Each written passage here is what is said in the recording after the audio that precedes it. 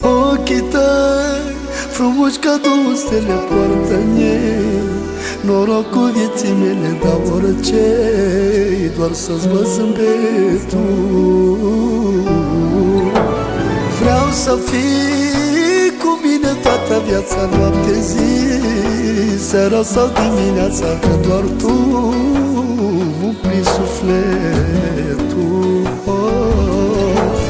Numai tu vei stăpâni mereu inima și tot ce e al meu nu îți cer nimic ce nu poți da, vreau atât să-mi dai dragostea ta.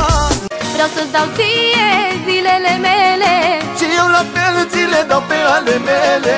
Vreau să-ți dau ție inimioara mea Și eu la fel îți dau inima mea. Hai să împărțim dragostea în doi, să găsim o lume numai pentru noi. Vreau să-ți dau ție zilele mele Și eu la fel ți le dau pe ale mele. Hai să împărțim dragostea în doi, să găsim o lume numai pentru noi. Vreau să-ți dau ție zilele mele Și eu la fel ți le dau pe ale mele.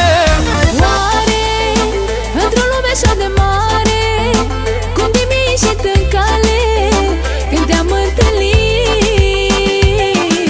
Spune, unde te-am găsit pe tine?